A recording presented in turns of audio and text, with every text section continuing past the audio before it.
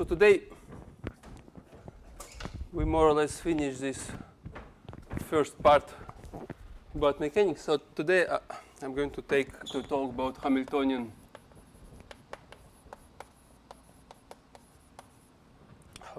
mechanics briefly. So what is Hamiltonian mechanics is just different way how you can, in principle, just introduce the whole mechanics. It's equivalent to the Lagrangian. So what we do, we derive it from Lagrangian. So whatever theory you develop, so we discussed yesterday. So whatever theory you develop, you have to start with some assumptions, and then there is some preference for the what is the beginning. So usually, the weaker the assumptions, the better. So Hamiltonian mechanics has some advantages. Probably the principal advantage is that it very naturally extends to quantum mechanics. And in fact, in some quantum theories, you can deduce Hamiltonian formulation from a symmetry and some simple reasoning, like I remember, I think, like causality and so on. So it has some good advantages. So in our case, we just derive it from Lagrangian mechanics. So we'll see that the equivalent, and we can give some different motivations. So we take a motivation by noting that Lagrangian formulation has some, well, apparently inconvenient feature, is that Lagrangian formulation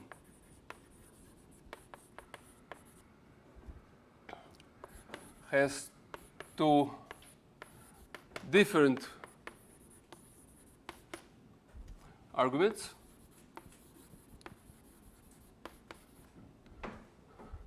Namely, Lagrangian depends on coordinates and velocities.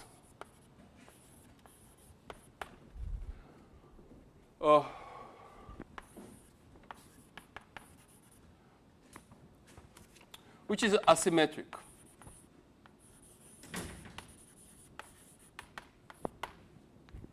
So there is no symmetry between coordinates and velocity are two very different arguments. So somehow you have one group which is coordinates, another group of arguments which is velocities. So somehow there is this non-homogeneity with respect to coordinates. So the question is, can we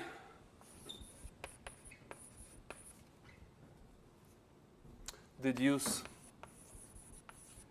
a more symmetric formulation? At least a formulation where there will be not such a big drastic difference between the two groups of coordinates or of variables. So in fact, we can. So what we do is, let's do the general formulation. So consider a general Lagrangian function which depends coordinates and velocities.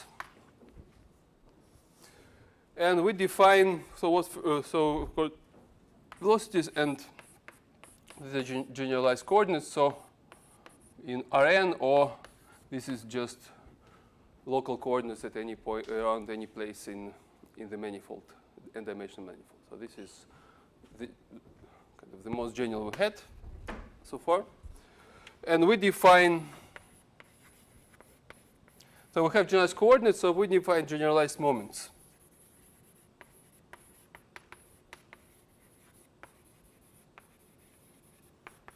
So it will be vector p, which is itself has n coordinates. It's in Rn.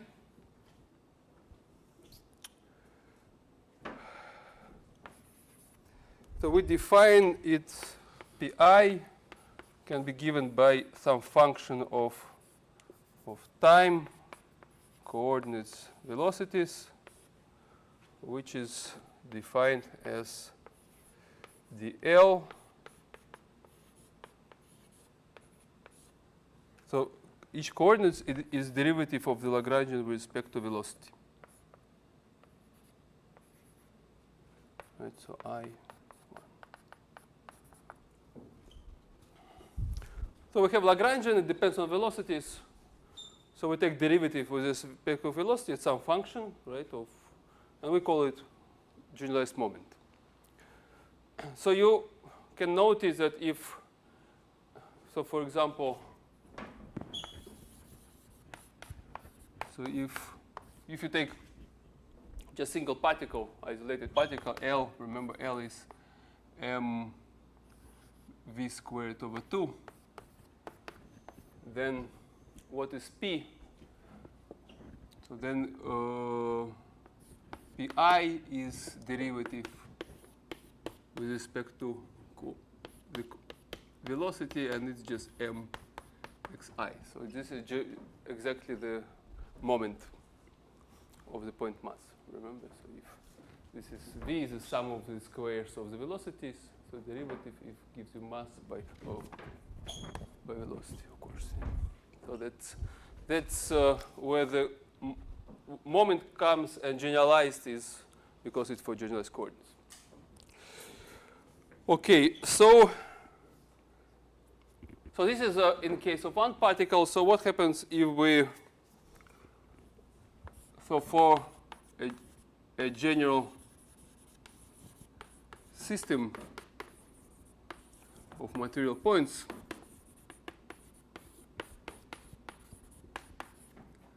and generalized coordinates, remember that what we had is that we derived last lecture. I think last or one before last. I think last lecture. So we derived that we derived this expression. What is derivative dl dq? We derived that dl dq dot was sum with j from 1 to n mi j q q j dot. Remember this expression. So we now say that this is called P. We now say that this is called Pi by definition. And what this expression means, you can write it, this expression as in vector form. So it will be m q dot equal P. So what it is, so this is vector of coordinates, this is vector of momentum, and this is the matrix.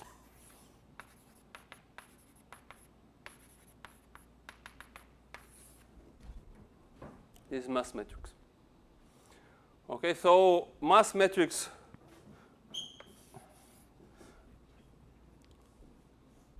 is usually invertible.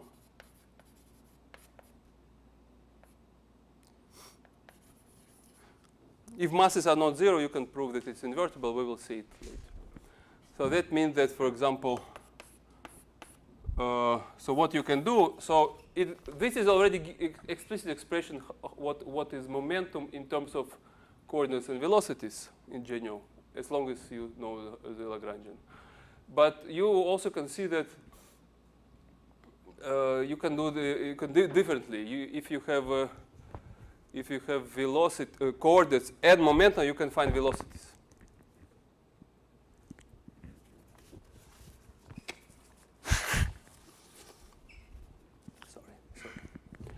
So what you can find, if in principle you can derive velocities,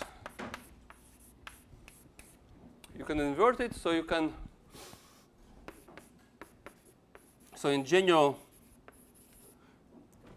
you can assume. So this is for n particles, and even for in a general situation, you can assume that you can derive, you can express. We express velocities. So now, if there is time inside Lagrangian, then there will be time here, coordinates, and momenta. So we can invert this relation. So here we inverted it explicitly.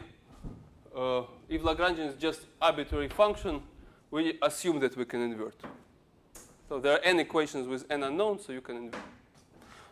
Under some nice condition, you can invert it. So as long as we invert it, we can define with the Hamiltonian function. We define the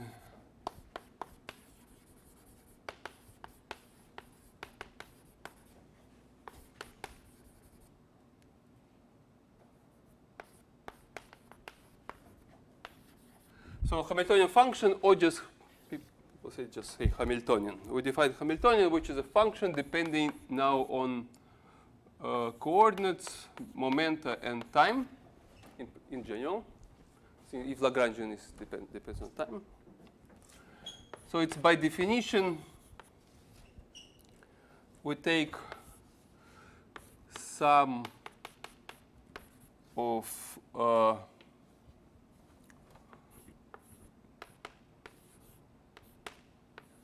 momenta multiplied by velocities and subtract Lagrangian. Just remember what it is. So this expression is not yet good because it depends on coordinates, velocities, and momentas. But we can express momenta in terms of the other variables. So what you understand here as velocities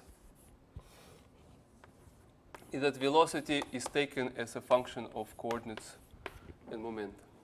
So you substitute here and here this expression. And as you substitute, you get just dependence on these parameters. Okay? So Hamiltonian is defined as a function of coordinates and momenta. This is the definition.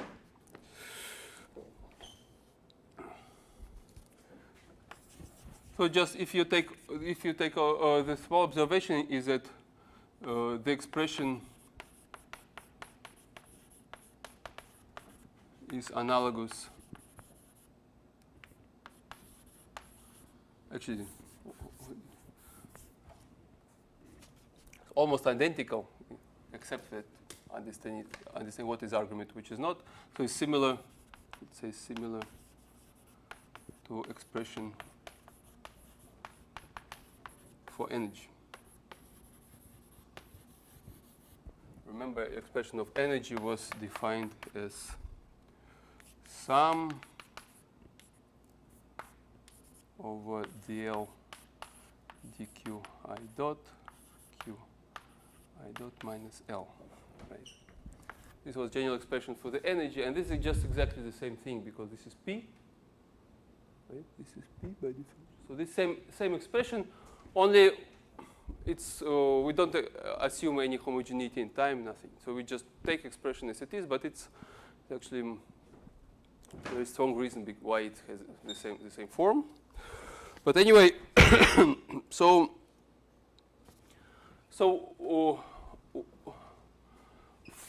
what is used for? What Hamiltonian can be used for? So let's compute its derivative. Let us compute derivatives of the Hamiltonian function. So we start with Q derivative. So let's first we derive the H with respect to coordinate. So where this coordinate comes, so coordinates, you see the coordinates enter here, right? Because coordinates are here. Coordinates enter this place and enter this place. Because velocities are not velocities, velocities are functions of coordinates. So there are 1, 2, 3, there will be 3 groups of terms. So the first so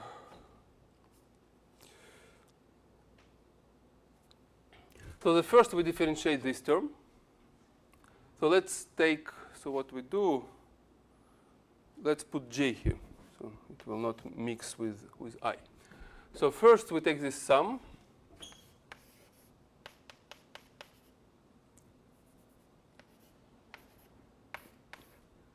Pi, and then dqi dot, which is itself a function, right? dqj. So that's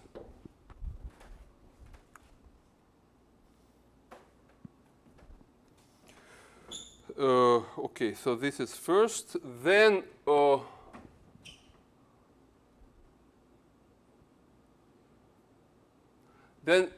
differentiate L with respect to coordinate which comes here. So minus dl dqj. And then it enters in this group because we have to differentiate with respect to each velocity and velocity with respect to the coordinate. So this is again sum dl qj. No, j the I dot dqi dot, which is taken as the function with respect to dqg. So that's three places. It enters three groups of terms we have. Okay, so now we can use the fact that, well, but this is exactly pi by definition, right? By definition, this is momentum, which makes these two terms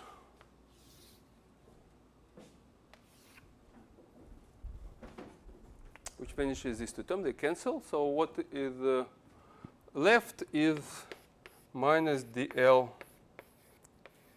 dqj. So the next step is, so far it's just manipulation. So now what we want, we want to find equation for in terms of the Hamiltonian function, assuming that we have Euler-Lagrange equations. So assuming that we have a Lagrangian formulation. So if we have Euler-Lagrange equations, this can be written from the Euler-Lagrange equation, so that we can find the dh dqj. So this becomes minus d dt dl dq dot along the trajectory, right? Remember that this is minus this is 0. But now, again, by definition, this is p momentum. So we take that this is minus j dot. So what we derived is that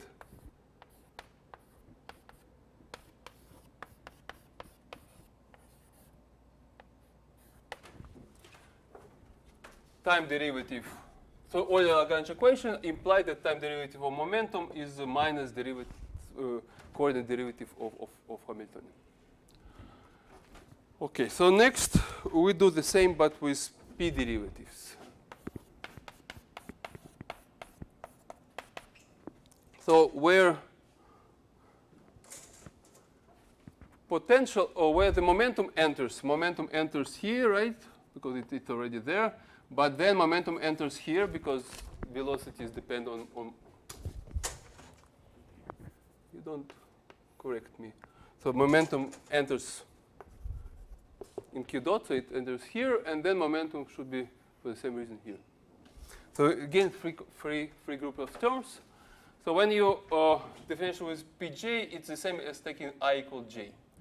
So here, all what will be left is qj dot.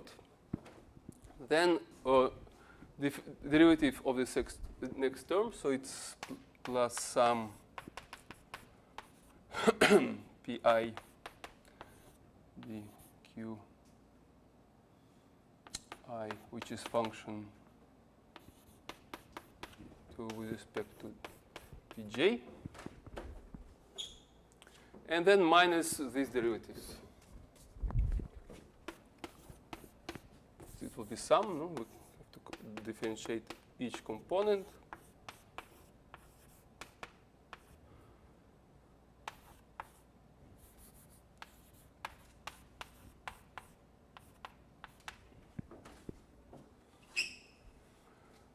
But again, this is pi by definition. This is the same, so just the whole group component cancels. So we get. So in the second line, we don't even use Euler-Lagrange equation. We get directly the derivative of the coordinate is partial derivative of the Hamiltonian.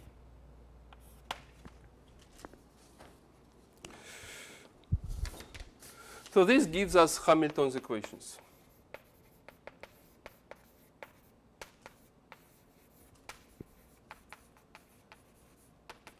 So these are two groups of equations. One is that, so now let's put I. So the derivative of momentum is minus derivative with respect to coordinate, and derivative of coordinate is plus derivative of the with respect of Hamiltonian with respect to momentum.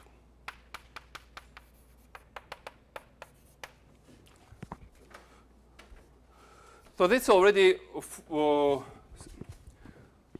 full system of equations because we have one equation for each unknown, right? So for every unknown, which is coordinate or momentum, we have corresponding equation. So that's already completely defines them. And if you solve it, you substitute here, you also have velocities.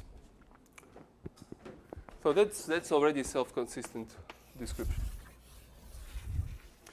And as you can see that this is this gives us some symmetry. So symmetry with respect to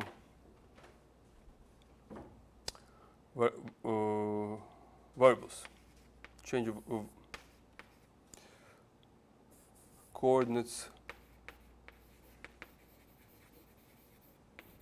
momenta. So what you can see that equations, so the Hamiltonian equations are invariant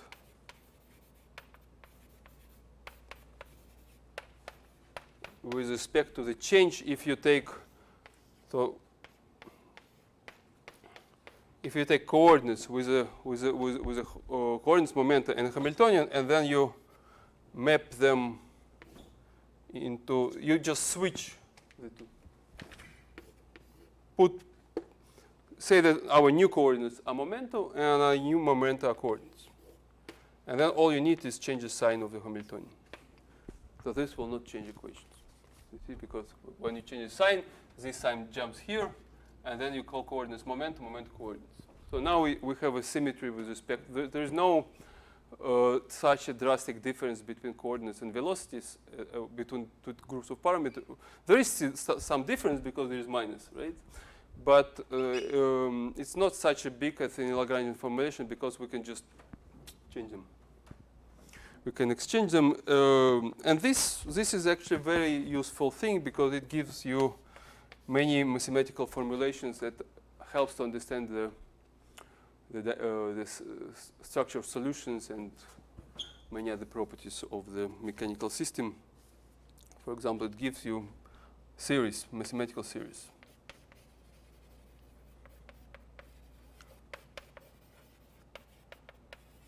For example, symplectic geometry.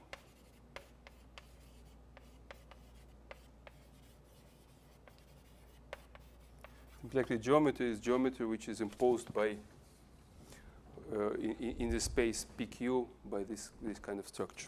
So you can study many things. Okay, so essentially we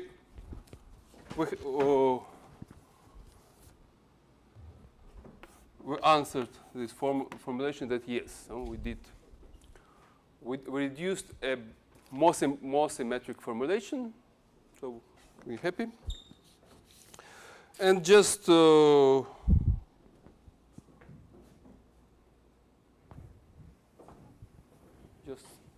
last comment.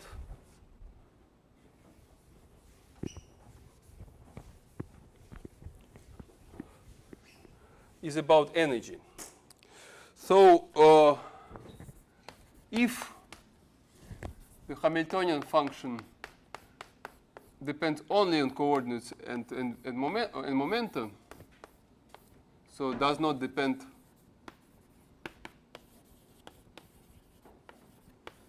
on t, on time. So for example, this is this case if Lagrangian function does not depend on time. So in that case, we know that energy is conserved.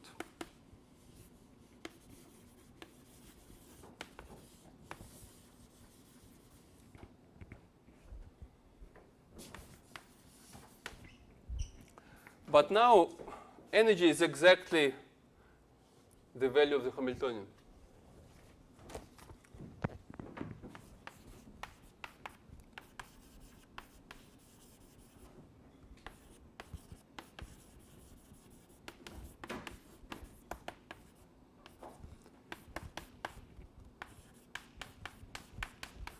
Is energy by definition.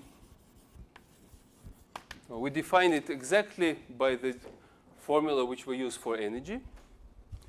And if energy is conserved along the solutions in Lagrangian formulation, and Lagrangian formulation gives us a Hamiltonian formulation, then it should also be conserved in the Hamiltonian formulation. So that means that Hamiltonian is constant along any solution. So if Hamiltonian function does not depend on time explicitly, it's constant along any solution, but it's at the same time, its dependence on coordinates is important to give us equation of motion. So we can see it directly in this case. So we can make a direct derivation.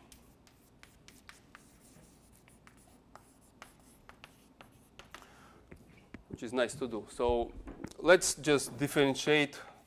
So we have to show that derivative of the Hamiltonian with respect to time along the solution is 0. So this is what means that it will be constant. So derivative with respect to time means that we differentiate coordinates and momenta because they both depend on time. So that we have n coordinates.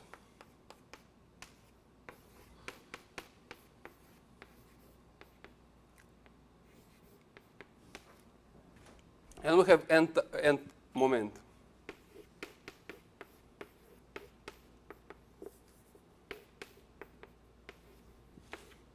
This sum.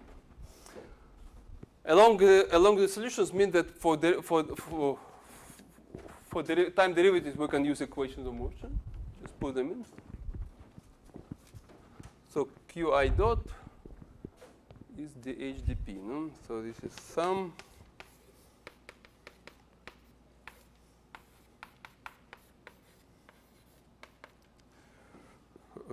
This will be dh dpi. Then plus dh dpi, and then this derivative is minus.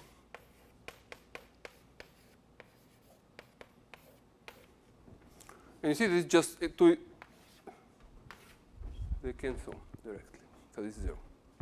So you can see directly from equations of motion that Hamiltonian is conserved. So that's actually it. or at least whenever you have Hamiltonian equations, you know where they come from. Okay, good.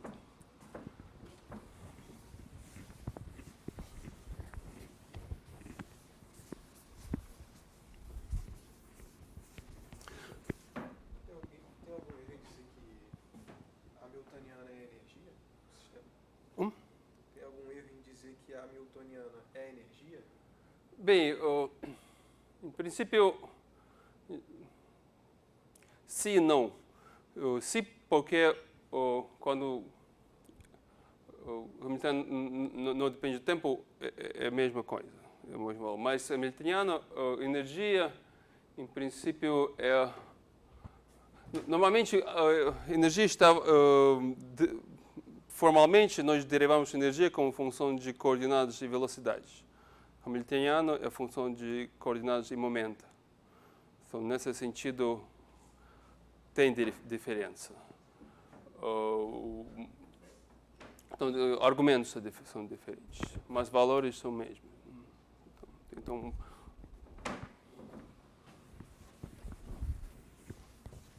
normalmente, quando você fala de energia, você assume que ela é função de coordenadas e velocidades.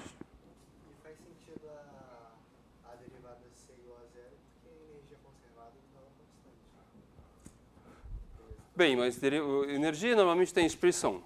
Energia é uma função. Então, nós estamos definindo a energia como função de coordenadas de velocidades e ela é só constante ao longo de solução. Ela não é constante como função, mas ao longo de solução ela é constante. E aqui a mesma coisa, Hamiltoniano como função de... Ela é função de coordenadas de momento, mas ao longo de solução ela não muda. E valores são mesmos. Então, não é exatamente a mesma coisa, porque argumentos são diferentes, outra função, mas valores são mesmos. Então, eu acho que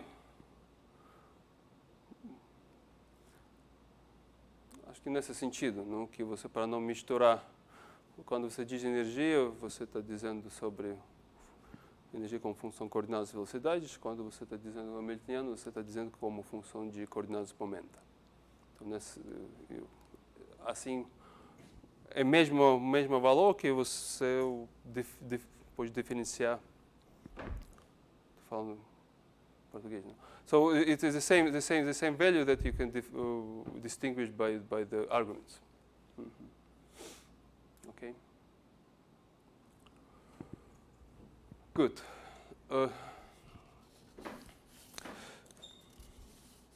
I want to give exercises, the second list of exercises.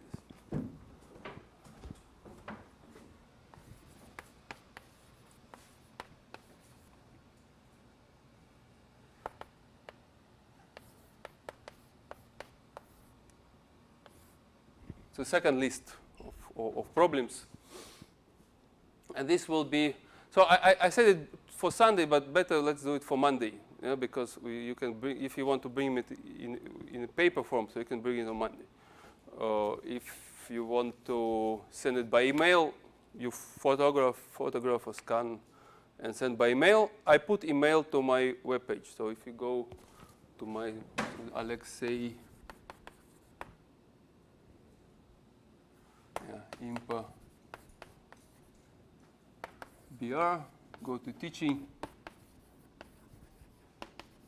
and well, at the top of the page you will see I put the list. The previous exercise I will also try to photograph it here, and put this, and I put the name of the monitor, Antoine. If you want to find him, he is sitting in the room 108, so he is PhD student, our PhD student. So, and then there is an email from Antoine. So if you send it by mail, so send it to him and to me. But so don't forget to put his email first of all. So this is it, and this will be for till Monday. Next Monday, not this Monday, but I'm giving it today, so because the first exercise list was rather simple, I think. So you have time to do the second, which this second will be, it's also not that difficult in principle, but it's conceptually hard. So you do it for making this exercise well and easy. You have to understand what I was giving in the course. Well, so just first rethink, study these first 5 lectures, and then try to do this exercise. Not straight away. So it's not today is 11, no? So it's 16, 23, right? Yeah, 23. Monday.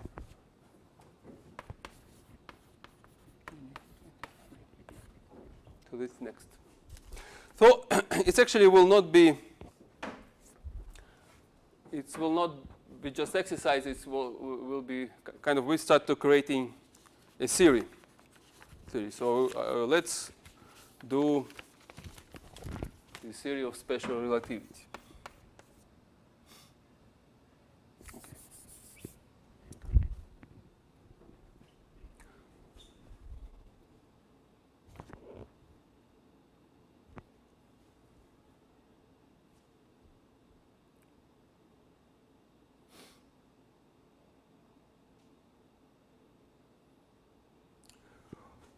So we consider so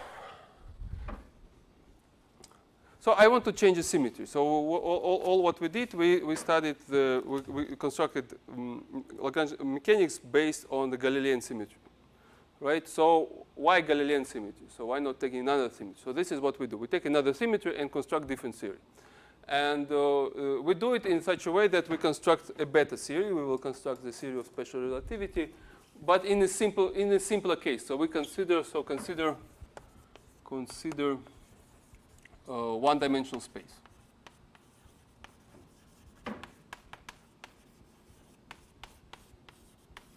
So we only have a point mass moving on a circle, okay, one-dimensional space. So we have only motion along a straight line, just to make it simpler, so that we don't have the rotation and so on. And so what we do is, first what we want to do is define the distance. So let's define a distance, a space-time distance.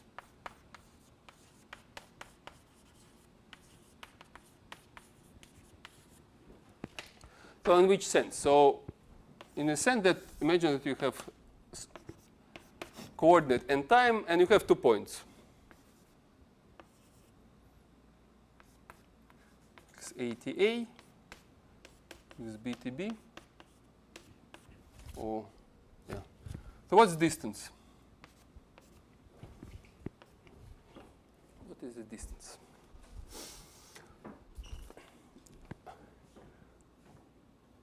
And we essentially will create the symmetry by considering the distances. So first of all, the usual distance that you can think is just distance between 2 points, but this is not good. The usual distance is not good because it does not distinguish between space and time. But we have very clear intuition that space and time is something different. So what we will do is we define the distance. So we define it the squared distance. So square of the distance is the difference of time squared, difference of coordinates squared. So here delta t is t b minus ta, and delta x is xb minus xa. So as I said, usual distance, if clean this, you put plus here. But if you put plus, it certainly doesn't make difference between space and time. This is not good. So what we put minus? We put minus. So that's kind of gives you a generalized form of the matrix, which is not anymore positive. necessarily positive. Yeah, so it can be positive and negative. And also there is another difficulty is that space and time are not measured in the same quantity. So space usually measured in meters, for example. Time you measure in seconds. So in order to make any summing them up, what you have to do, you have to multiply by some constant which depends on the units in which you measure distance and time. And you see, since it's distance, this is time, so the constant should be velocity squared. So we take constant, which is squared, and dimension of c is velocity. So we call it light speed. So for now, it's just a name, but you will see that where it comes from, the name. So that's an expression that this is our definition of the distance, and this is not just it's quite a general definition, in fact, because if you define the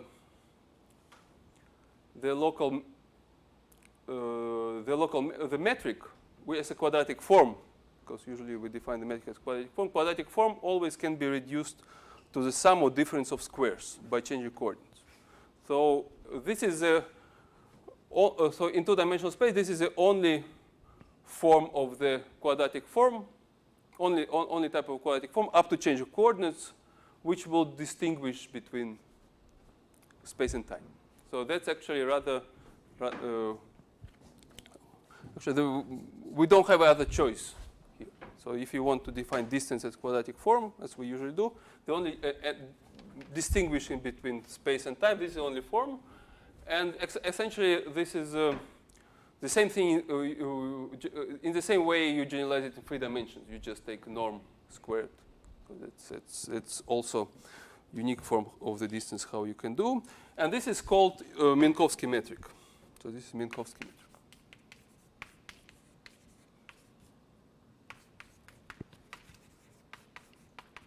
So this is how you measure the distance with the Minkowski metric in Minkowski space. Okay.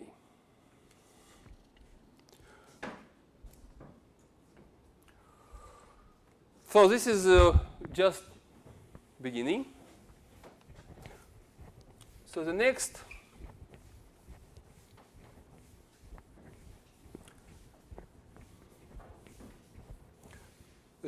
is so now we can actually find the group of symmetries. So find the group. So we define a Poincare group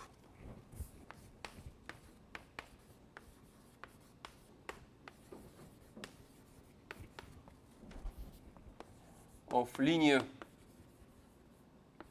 space-time transformations.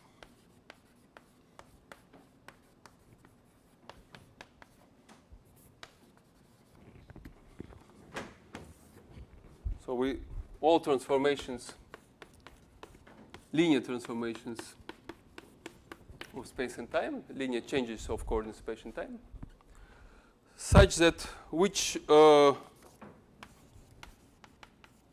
preserve the distance.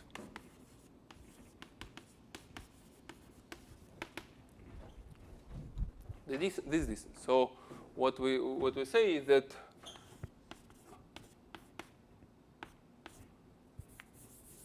the distance computed in original coordinates should be the same as distance computed with new coordinates with the same coefficient c. So this is a Poincare group. This will be first problem. So I will write it down. So the group, all linear transformations that do not change the distance. So this is called whenever you do not change the distance, the transformation is called isometries. Isometry. So Poincare group are all isometries with respect to Minkowski metric. So we define the distance, and we take all other space-time coordinates because kind of think that you don't understand the difference between space and time. All you know is how to measure distance, and you say, okay, I don't know how to put coordinate system, so I put any coordinate system which preserves the quantity, the main quantity which kind of make measurements, so distance. So I take any time, any space. I say that x and t is a time and a space. Whenever they just keep the same form, the distance will be the same. So this will be our group, which substitutes the Galilean group. So the next, we have to make a variation principle. So variation principle.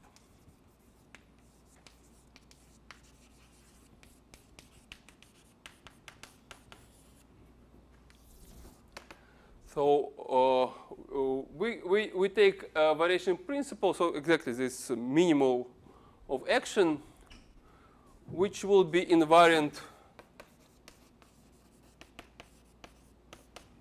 with respect to Poincare group.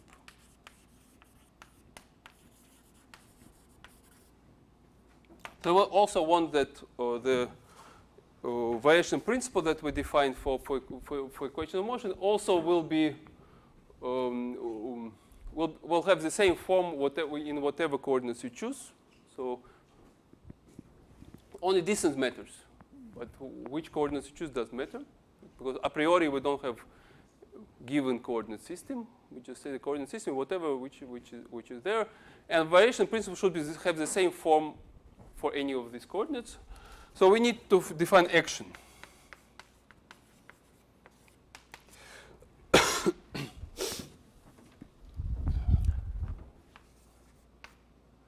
And remember, action is an integral from the initial point to the last point of something, of Lagrangian function. So let's define it. So it's an integral from the initial to final point.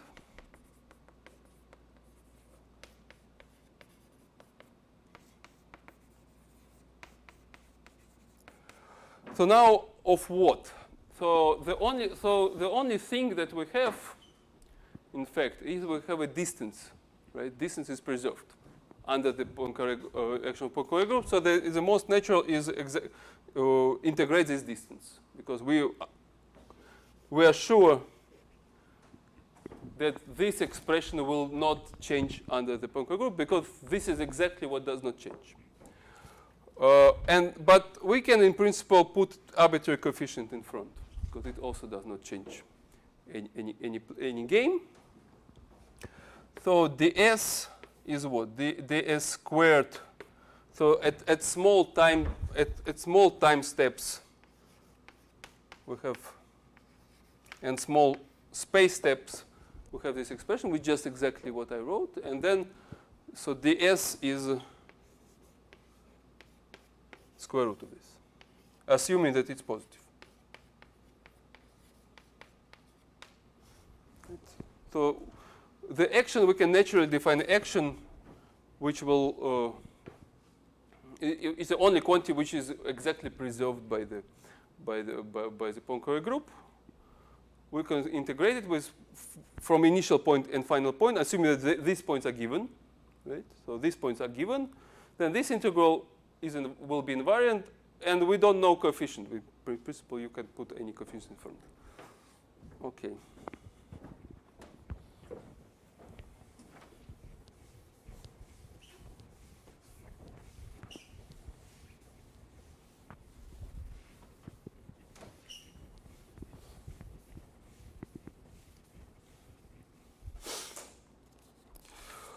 So now, so this is x, this is t. So we have initial point.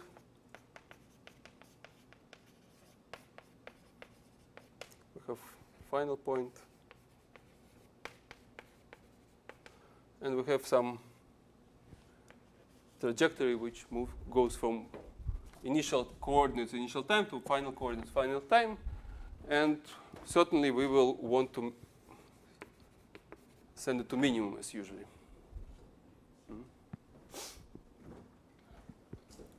Good.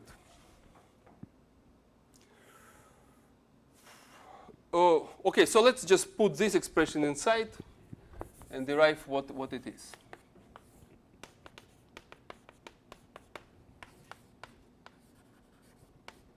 Final point. So ds is this root.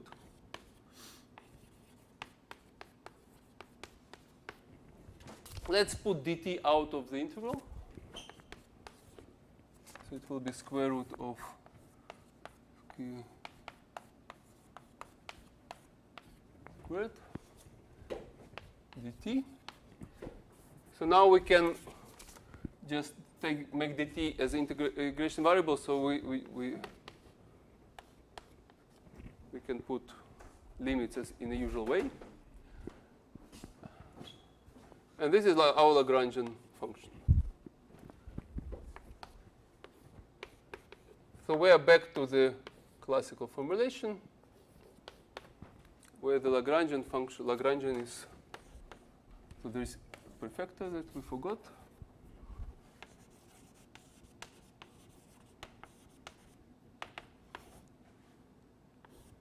Lagrangian depends only on the speed, and this is a square root 1 with c squared minus v squared.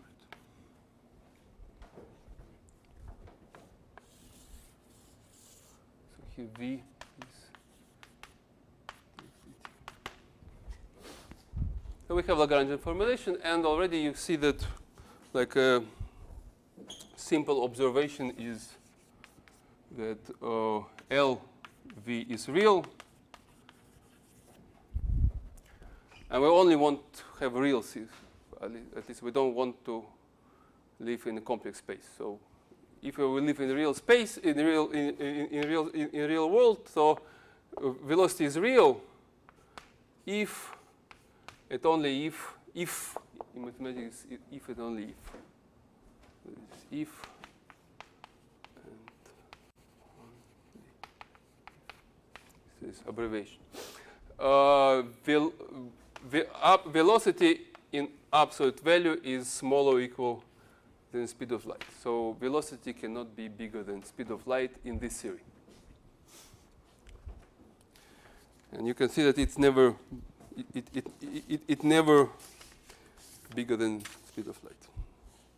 Okay, so that's actually, so we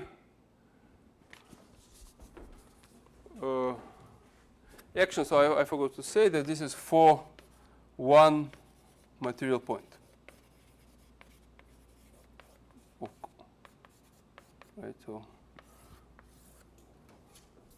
of course this is coordinate and time. The coordinate of what? Coordinate of material point. So this is a theory when you have one material point, just like we considered in the very beginning Lagrangian for one material point in the classical mechanics. We considered here one material point for the special relativity. So just one point, and we want to give a theory for this one point. Okay, so now comes exercises. So essentially, you can fill the rest of the theory that we did with Galilean transform or Galilean group. So problem one. Problem one. So problem one, consider all linear changes of space-time. So linear change of space-time is that mean that, for example, x time, new time and space and coordinate, you give a linear function of previous one. So you take a x plus bt plus c, for example, and then a, b, c, d, x plus e, t plus f, where this a, b, c, d, e, f are some numbers. So consider all changes of space-time which preserve the distance.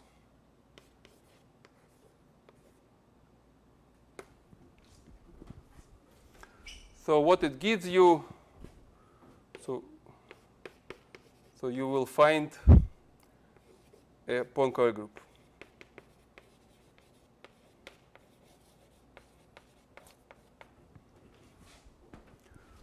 A Poincare group is exactly all these changes of coordinates. So we have to find classify all the changes of coordinates, which will define a Poincare group. Well, of course, you can already see that like translation in space, translation of time are already in, right? Because if you translate space and time, you don't change delta x, you don't change delta t. But there is more. So what you need is where it is. So you have to check this condition. Check the condition and classify all coefficients which will give this, all coefficients for which this condition is true for any delta x, delta t. So this gives you Poincare group for one-dimensional space. So why I'm putting one-dimensional space is that I'm simplifying your life for not having rotations, because there is no rotation in one dimension. Otherwise, you will have to see the rotations. But there is no rotation, but there is kind of rotation in space-time. So this is the missing transformation, which is called Lorentz transformation. So this is that's a problem. Problem 2. Problem 2.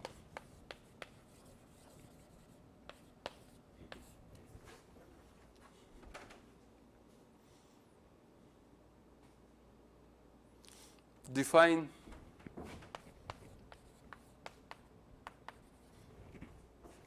the transformation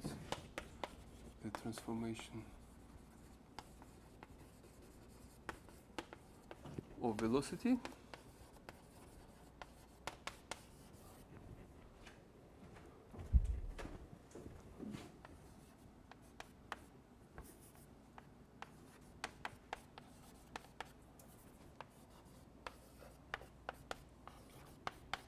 to new velocity. So you have new space, new time by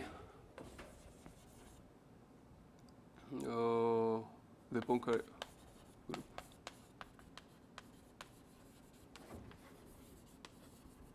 So for each transformation for the Poincare group, look how the velocity is changing.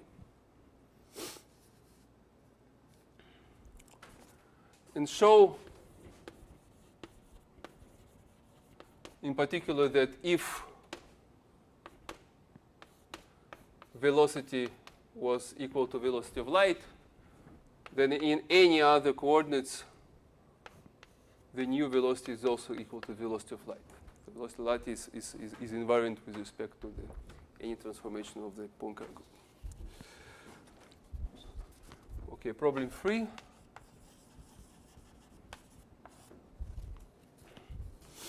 Problem 3 is now, okay, we now defined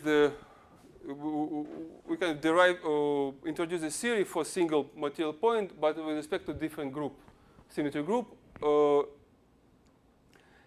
And what actually happens, this symmetry group is more natural, you see, because you kind of define the group from just single condition that you don't change the distance. So it's more natural than Galilean group, because Galilean group we put this Galilean transformation, which we know where it comes from. So now what we want to show is that it comes from here. So consider, so the third problem will be consider small speeds.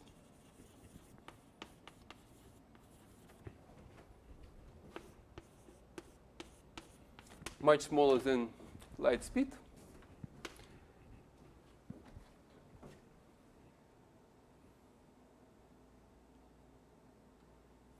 And show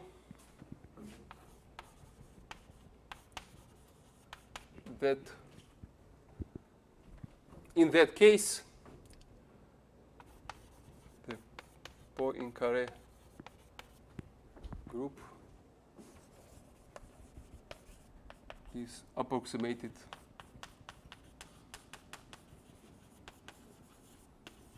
by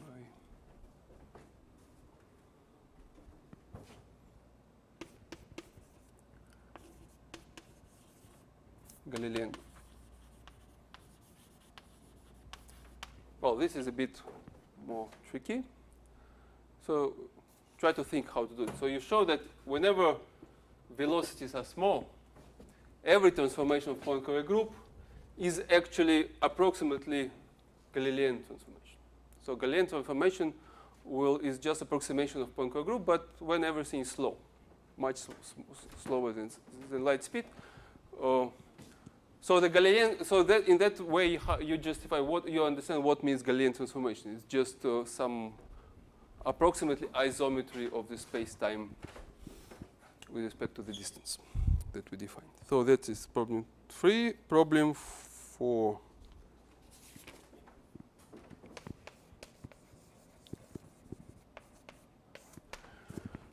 Problem 4. It's the same thing. So consider small speeds. It's a bit easier. And derive the approximation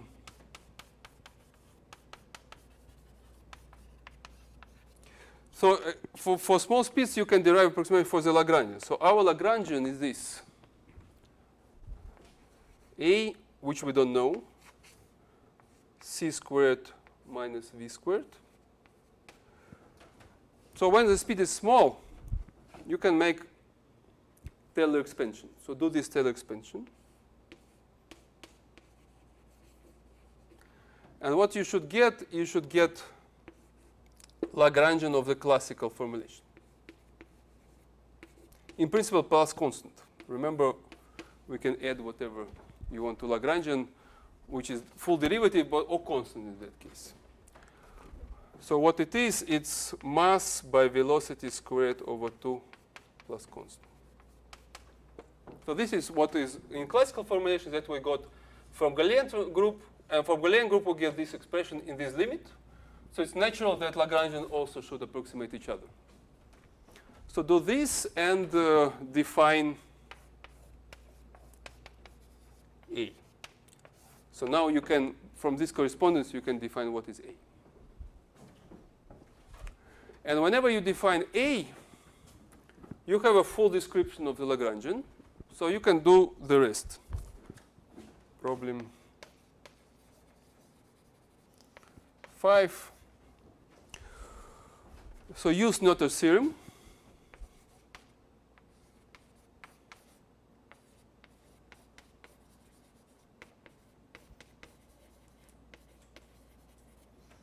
So we have, so you see, the Lagrangian only depends on velocities. So it's invariant with respect to space translation and time translation. So we have linear momentum, energy, automatic. So use Noether's theorem and derive expressions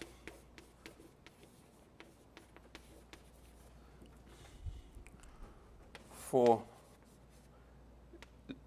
linear momentum.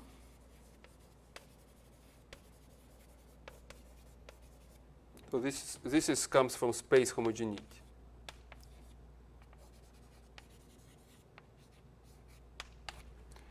And for energy. This comes from time homogeneity.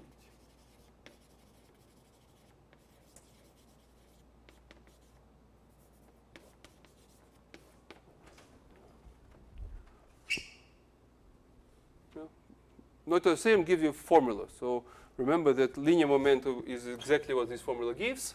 When you take space translations, and energy is what this formula gives with a minus. You get energy. Just the same way. And then the final bonus is that show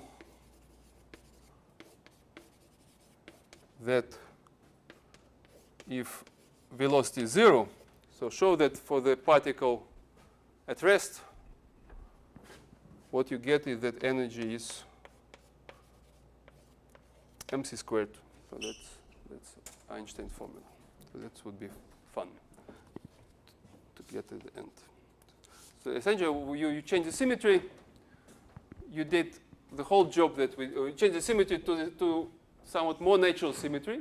So you take a distance, which is the only quadratic form which is distinguishes between space and time, up to change of coordinates. Then you say that all change coordinates which give the same distance is our symmetry group.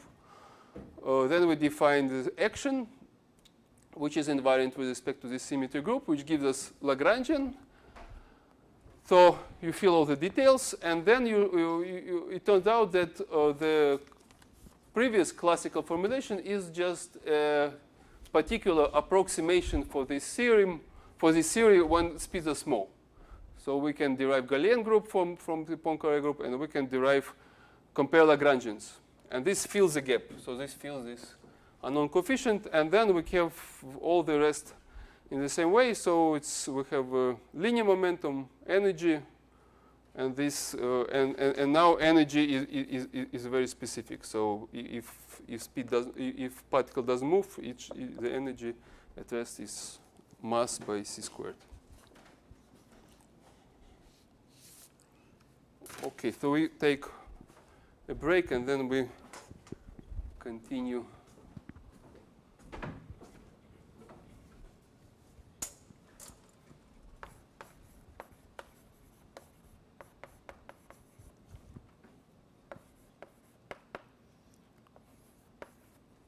And then we continue with some last topic on this classical mechanical part.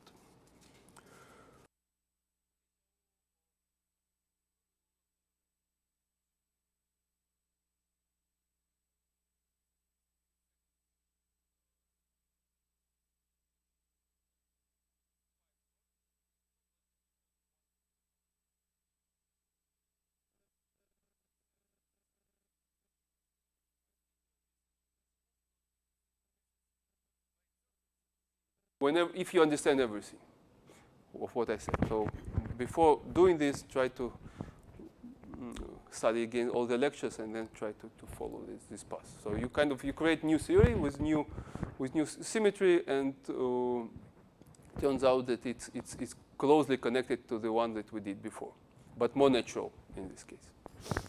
So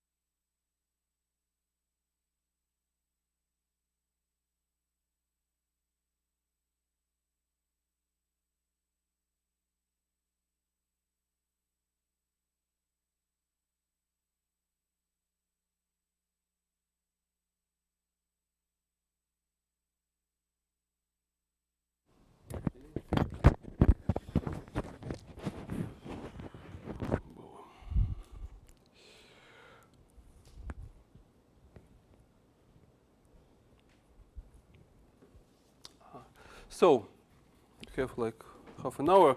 So I will, the last topic, what we will do is, so until now, we were considering a more abstract formulation or isolated systems. So certainly this does not, it's not very practical, right? So we cannot just consider the system as an isolated system and describe it as material points. But so how from the Lagrangian formulation that we had, we go to the real world models. So let's say real world models. So how you deduce from the Lagrangian formulation the models with all kind of forces that you already imagine that, I don't know, force from aerodynamic force, friction, or all kind of forces. So what you do? So now imagine that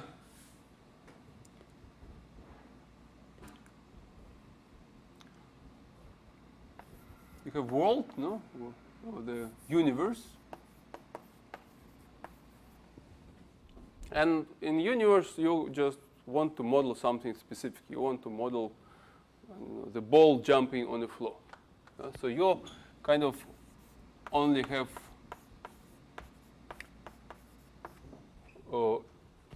some coordinates which describe the position or configuration of the system that you want to model, which is vector or point on the manifold, and the rest. So this is will be your system, your system that you want to model, and the rest. This will be the rest. The whole other universe.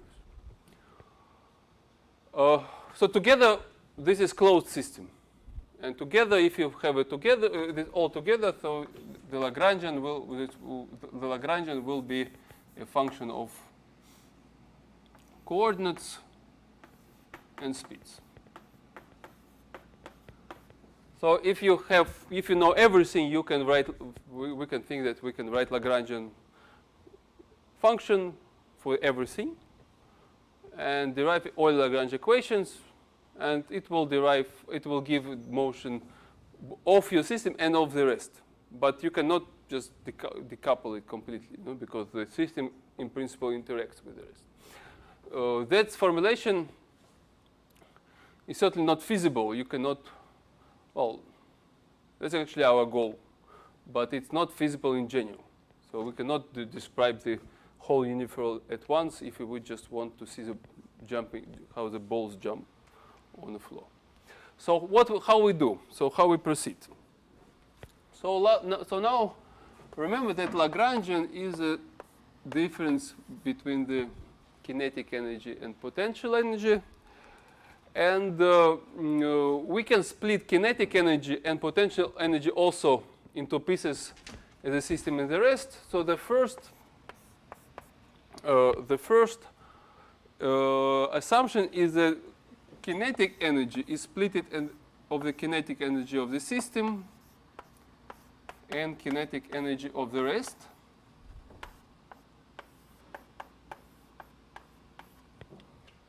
As a sum.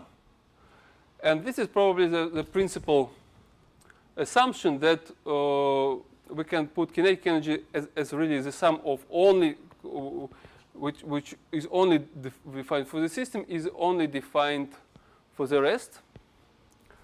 And so this requires observation. So this is true, for example, if system and the rest are different objects.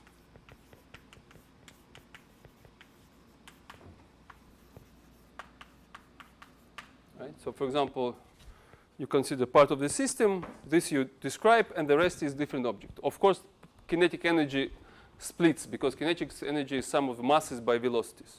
So if it is different objects, the kinetic energy is kinetic energy of these objects plus kinetic energy of the other objects. So there is one way to separate, and another way to separate is also if Q are centers of mass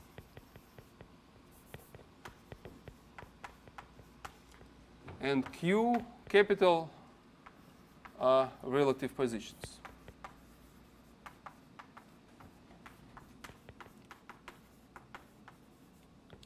So we also can see from our derivations that if you define, if you have a collection of material points and you write center of mass a relative position, you still have this separation of kinetic energy. Kinetic energy has such a structure, and actually this is actually the not the kinetic energy has structure, but the definition of center of mass is such that you split energy. Kinetic energy is the sum of the kinetic energy of the center of mass plus kinetic energy of the relative position. So there is a sum.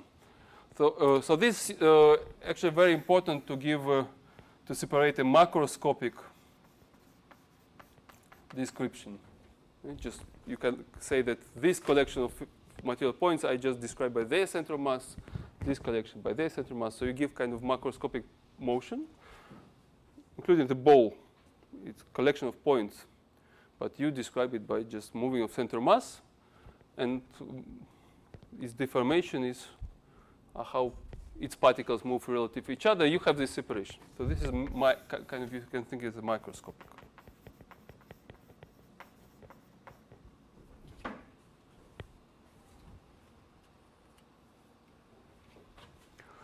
Good.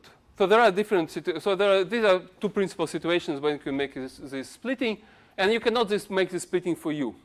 So this is usually is not possible, and we will not need it. So essentially we have U, we can split into three pieces. One piece which is interaction between particles inside the system. So it only depends on Q. We can write interaction between the systems from outside, right? So here. And then there is an interaction between each other.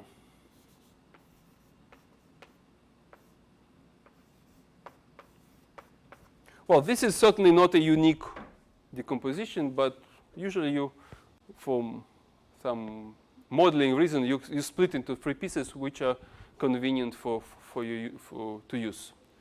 So there is an interaction inside the system, interaction all outside the system, and interaction between the system and the rest. Okay, good.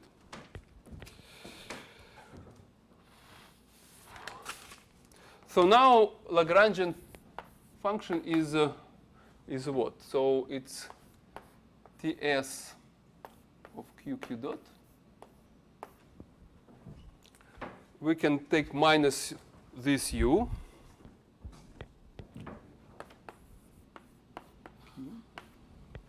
Then we also put minus interaction.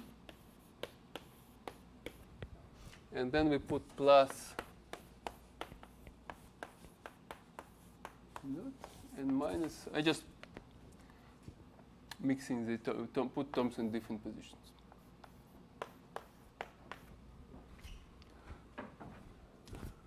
So the first two define Lagrangian of the system. Right? This is interaction with the rest. This is external interaction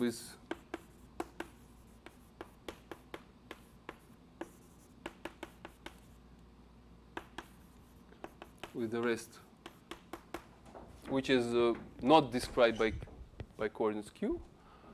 And this is unimportant. Not important.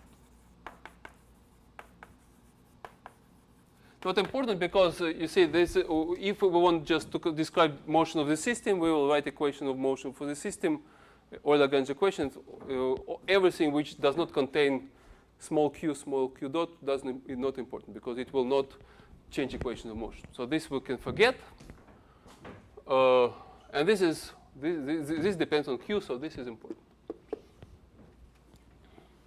So now what equations of motion are? So the original equation of motion for the system is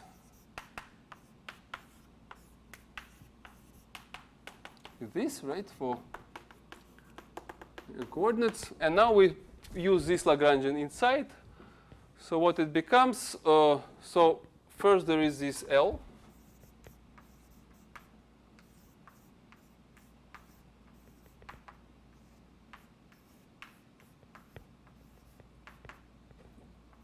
Right?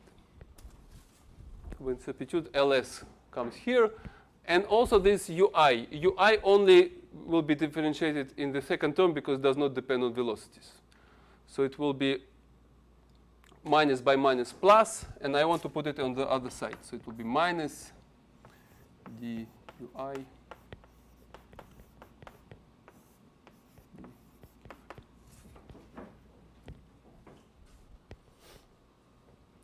And now this is what we call it. This is external force, component I. So in other words, external force.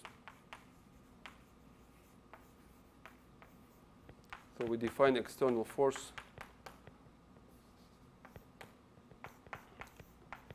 as a vector. So it's if component. So now we have a full equation for motion that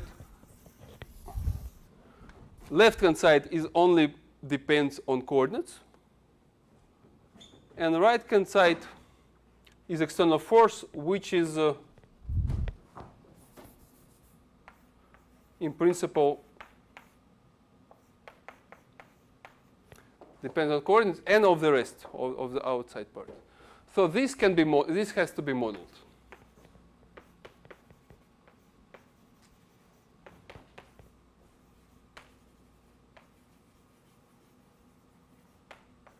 So if you want to have a closed system, we should know what it is. Whenever we know what it is, we have a full formulation. So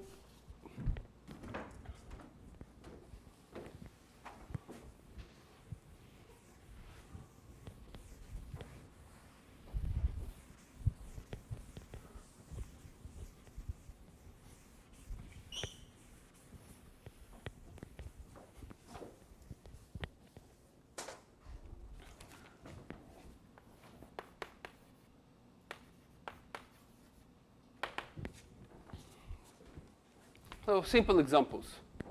So first example corresponds to the situation. So everything is very simple if for some reason you know all the important bodies that interact with your system. So as example, if we know all motion of all the bodies which interact with our system, so when it's possible, is the case. So for example, we took pendulum, right, with a moving support. So what is here? So what is here? The Q is our angle, and Q capital is all what is matters for the motion of our mass. So what it is? It's motion of support, but we impose the function. So whenever we say that we know how the support moves, we already know we know it, and also we know assume that so distance kind of, let's say,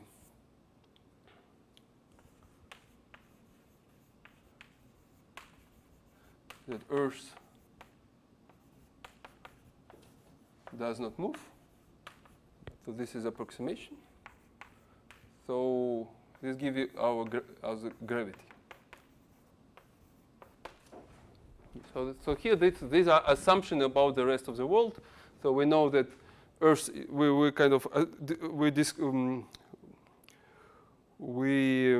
neglect the motion of the Earth. In some cases, in most cases, like usual life, it's okay. So we know the distance to the center of the Earth. It gives the gravity, and we know, for example, this position, how the support. We say that support moves like a cosine, for example, harmonically. In that case, you know theta, and this gives you the full description, because in that case we know this ui. This is exactly what you was deriving in your exercises. So this is actually interaction with the outside bodies, and we have a full expression. And what is staying on the right hand side is, in that case, is external forces.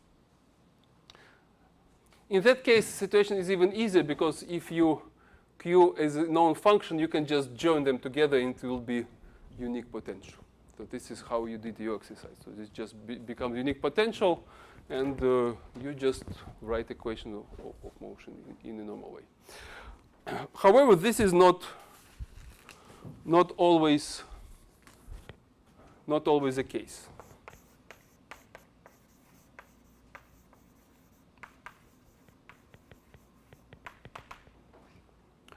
And there are other forces which you just cannot derive in such an easy way.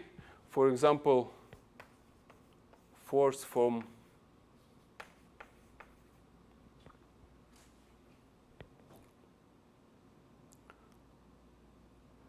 like aerodynamic force.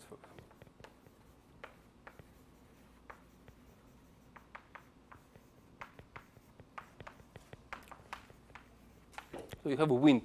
You have wind, and this is a problem that we will actually solve. So you have leaves of the tree, and they move because the wind is blowing. So you cannot just do this situation, because this Q will be will define motion of the air. We don't know it, and also motion of the air itself depends on the position of the leaf. So we don't know it exactly, and we need some model. Model can be, for example, just many models appear. Just you first measure and try to guess a form of the force which is which approximates what you really see. So this model directly gives you some formula for the external force. Another is friction. Friction has to do exactly with this formulation when you describe your system in macroscopic way, but there are also macroscopic motion. So the friction is a way how the macroscopic motion induces motion of molecules inside. Right? So this is motion of molecules. This is centers of mass, and friction is kind of this transfer of energy, mechanical energy, to energy of particles inside. So this is why whenever you have friction, you feel it getting warmer. So also you don't have an easy way how you can describe these kind of forces. Of course, this is done by statistical mechanics, so there also you need another type of model.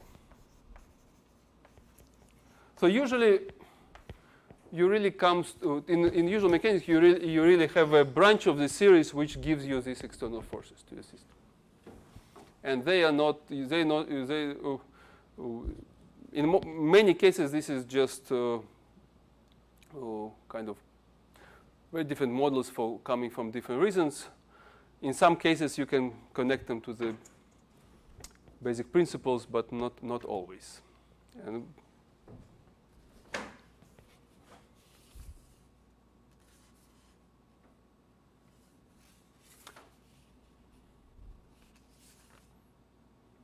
the last thing I want to tell, which is also very useful,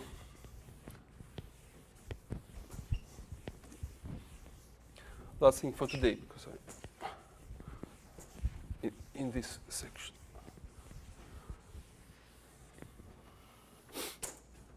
Is the concept of work. Concept of work, of external force, of force, in particular external.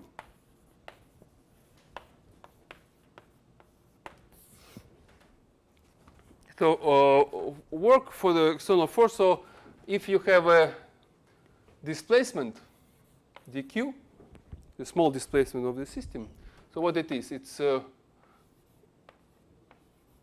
derivative with a change of time. So displacement, the change of coordinate at a very short time is a velocity by time, by change of the time.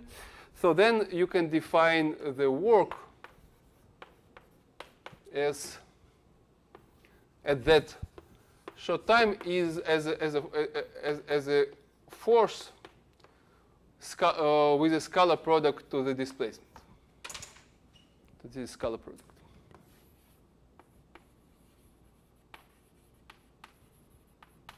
Or substituting this, you get external force by multiplied by velocity dt. Or in other words, the work in a certain time interval between two times is just integral of this expression. So it's force, let's say external, by speed. This is not v, it's q dot.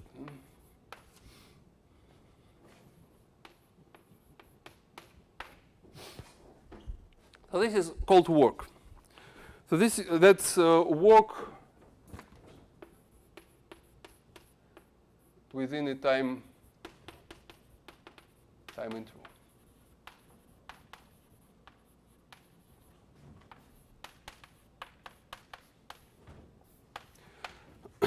So that concept is very useful for many reasons. So we will get just one of them.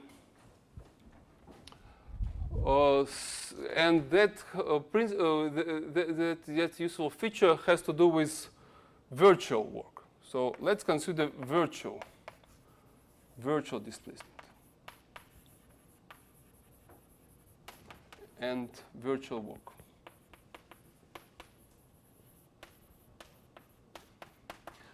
Virtual means that now our displacement will not be the actual motion of the system. We say, assume that the system is a certain state, and we say that let us imagine that all coordinates changes a little bit in any way. So let us consider a small change of coordinates. So q plus small variation. And then you define the virtual work just in the same form. So it will be external force, scalar product with this work. Well, this is just arbitrary change of coordinates. So what it is? So now, in order to see what it is, let's remember that external force was obtained as a derivative of the potential. So this dA is a derivative minus derivative of this part of the potential with respect to q. And then you take so all derivatives with respect to all the components, and then you take variation. So this is just linear term of the Taylor expansion. So what it is exactly, so this can be written as approximately minus u I q plus delta q minus u I q.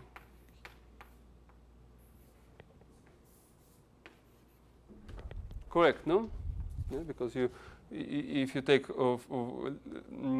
first order Taylor expansion, the first term cancels, the next term will be just this.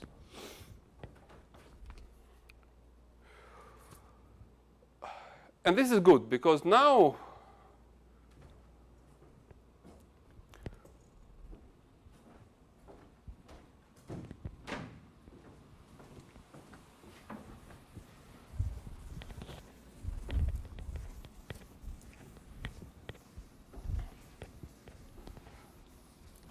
this is good for changing coordinates. So now let us consider different coordinates, generalized coordinates.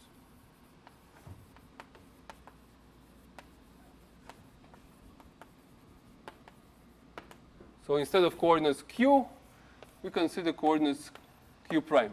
Remember, we can change coordinates, and we know that when you change coordinates, all we have to do is that we have to define new Lagrangian, which has the same value as the original in the same configuration. So what happens is that, in particular, the potential and that coordinates can be, for example, all coordinates can be changed.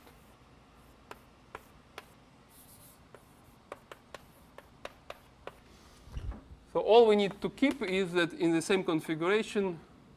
No.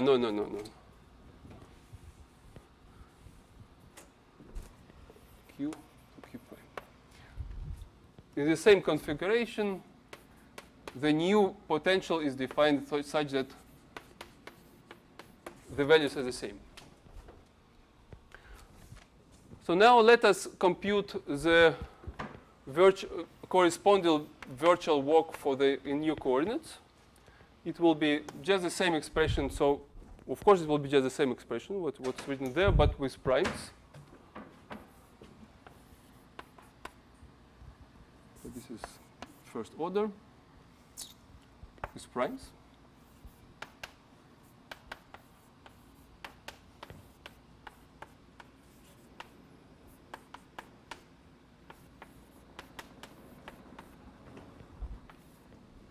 But now we use this expression that we can write it. It's just the same as it was in original variables.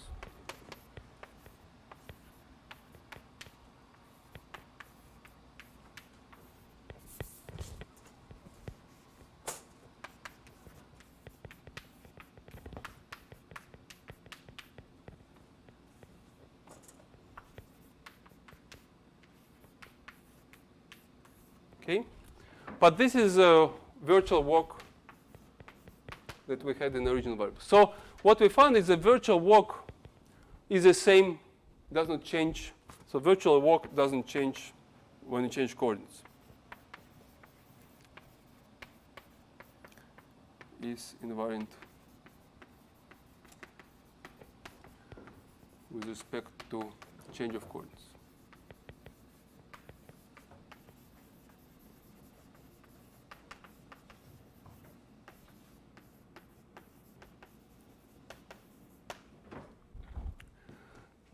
So now what remains is to remember that virtual walk in the original definition is external force by the change of coordinates. So it means that if we have some expression for external force in original coordinates, it will be exactly the same value in new coordinates for the arbitrary change of coordinates. And this is what's called the D'Alembert principle. Well, one of the formulations.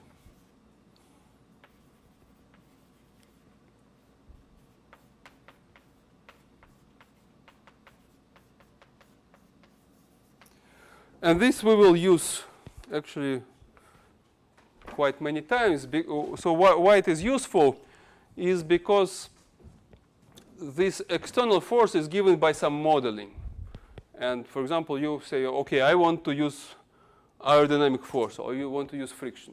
You open the book, you see that models give you that the friction is well approximated, or aerodynamic force is well approximated by this expression in these coordinates. But this is probably not a coordinate that you want to use. Right? So you want to use different coordinates q. So now what you write here, what you put on your right-hand side. right? So your book, like textbook, give you, for example, aerodynamic force in coordinates of some angles, but you want to use distances. So what force you put here? So all what you do, you take external force from some model that you know, form this expression with respect to virtual variables in their variables, and now you find new force which is just exactly the same but with respect to new variables. And this you give it directly f prime, which you use for your variables that you want to put. So that's quite a practical trick. So whenever you have want to write equation of motion, this is you know, but you need to put external force from some modeling. This modeling you do in one variables, but whenever you put in your equation of motion, you just compare the left and right hand side. You derive this f prime. We will do it for some examples, and this you put on the right hand side of the equations. So not much of the, you don't need mental work. It's just technical. So whenever you have model in any coordinates, you can write the same z model in other coordinates through this relation of virtual work. So this is where it's useful. I think I still have one subtopic which is about friction, so about dissipation, how we model. So let's do it next time. So there's mini topic left from the classical mechanics, and then we go to the large part, which is oscillations. This maybe will take like 9 lectures, I think. The problem with oscillation is that I have a